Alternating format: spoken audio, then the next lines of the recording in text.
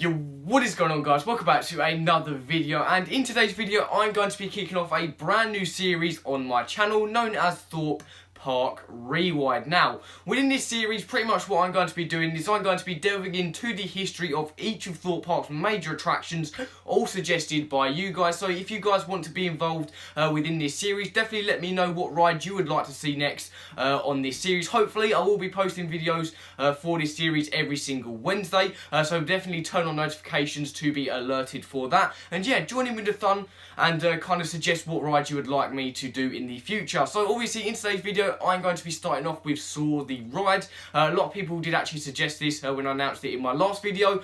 So yeah, that's pretty much what we're going to be starting on. So if you do go on to enjoy the video, make sure to like, subscribe, anything that will make me know you guys like my content. Definitely, as well as that, leave any comments down below and definitely like the video, because that'll be kind of the main way I'm judging whether this video does well or not. So if you want to see more episodes in the future, definitely be sure to do that. So with all that said, let's get right into the video. Okay, so Saw's story starts all the way back in 2008 when Thorpe Park released some brand new plans that detailed a Gerstlala Eurofighter that would be placed next to Colossus. Now obviously, before this, Thorpe Park actually did release some more plans which were actually for a wooden coaster to be located in a similar area. However, obviously it's evident that those plans were dropped, but it does go to show how many Merlin parks were actually considering wooden coasters within the past. Obviously, Alton Towers used to apply for loads of wooden coaster planning applications back in the past. Obviously they're lucky enough to now have one. However, it does go to show how many parks, you know, are interested in this kind of thing. But other than that, obviously these plans didn't really detail much other than the actual coaster itself, and obviously a large show building that will obviously become the abandoned warehouse. Not long after this, Thorpe Park then created an exclusive website to promote the ride, and with that, obviously the huge hype train behind this ride did start. Classic Thorpe Park there, trying to get as many people excited as possible. Now, not long after this official announcement, then Thorpe Park then announced a brand new press announcement that would be taking place, and this pretty much detailed some minor things about the ride, including that it would be a beyond vertical drop, the fact that obviously it would be the scariest roller coaster in the world, and pretty much probably the biggest piece of information they revealed was that they would be in a cooperation with Lionsgate and Twisted Pictures. Now obviously this kind of gave away the whole theme of the ride straight away, with obviously these being the two companies that obviously made the Saw films. So after this initial press announcement, construction then began on the brand new attraction under the codename Project Dylan. Now obviously this was in place to help keep the movie tie-in secret. However, the kind of history behind the actual name is the fact that he was the director of the ride's cat. So yeah, that's a little bit of extra information for you guys. However, obviously the construction did actually affect a number of attractions that were actually located around the construction site. The Samurai queue line had to be moved and repositioned a little bit. The same thing happened with the Canada Creek Railway. A little bit of that track had to be kind of repositioned, but other than that, you know, construction was actually going really smoothly, and obviously it was hitting the target quota of opening within 2009. March 11th then rolled around with Thorpe Park Resort putting on a special press event to promote the ride, and obviously many important people were actually invited to this, including the director of most of the Saw films. However, there was one minor problem that did occur that day. The ride broke down. Thorpe Park claimed this was a programming error and tried to kind of shove it on the computers instead of kind of blaming themselves. However, obviously it was all ready and roaring for the opening day.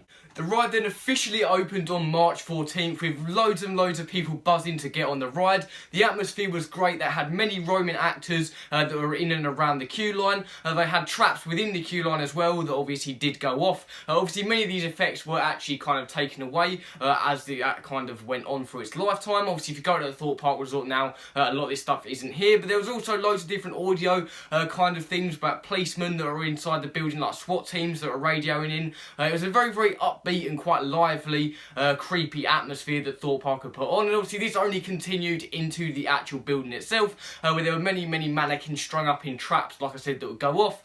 These were all littered around the kind of chain link indoor kind of warehouse theming, which obviously a lot of people do praise still to today. The glorious theming then obviously continued into the station as Jigsaw came over the radio telling you the rules of the game and giving a really creepy atmosphere to the obviously ride station. As you got onto the ride then, obviously a lot of you already know, there was a massive surprise for people that didn't know about this on their first time experiencing the ride, but obviously that was the indoor section. Now, myself, I think a lot of the ride should have actually been indoors, and I think a lot of it, you know, should have been quite compact and, you know, coming in contact with the traps, and then maybe had a big finale right at the end outside. But nevertheless, you came through, obviously, the warehouse, coming in contact with different traps, different effects, and then obviously initially coming out of the warehouse and going into the first lift hill, or well, I say the first lift hill, the only lift hill really.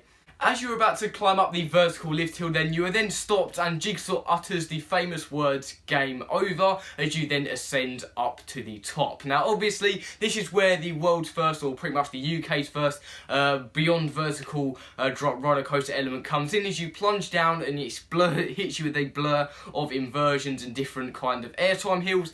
Obviously this is the roughest part of the ride for me, and yeah, it gives me a headache pretty much every time I go on it, but obviously this is very iconic with the saw blades, obviously it rotating as you're coming down, which is an effect that still works today, so I do have to praise Thorpe Park for that. But yeah, obviously the opening day was obviously a huge success, as a year later Thorpe Park then announced they'd be opening a brand new attraction located just next to Saw, that would be called Saw Alive, and would be a live action horror maze.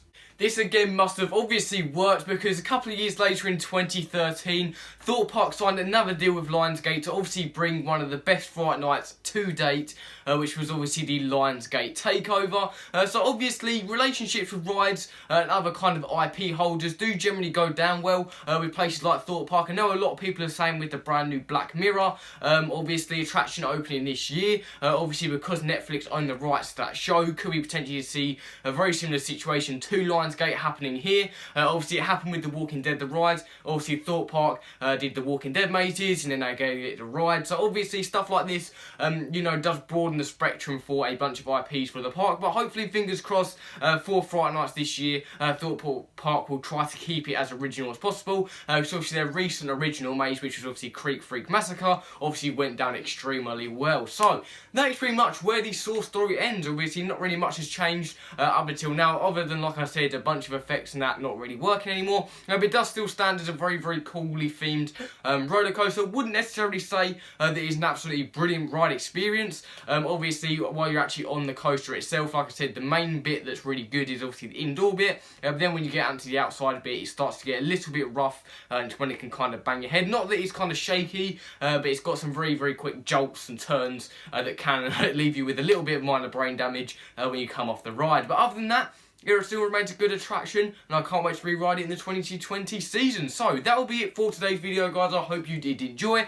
Like I said, leave any comments down below for any future attractions you'd like me to cover on this series. Like I said, I'll try to do these every Wednesday if this video does go down well. So definitely consider leaving a like, subscribing, or even commenting just to let me know that you guys are enjoying it. So other than that, I'll see you guys later.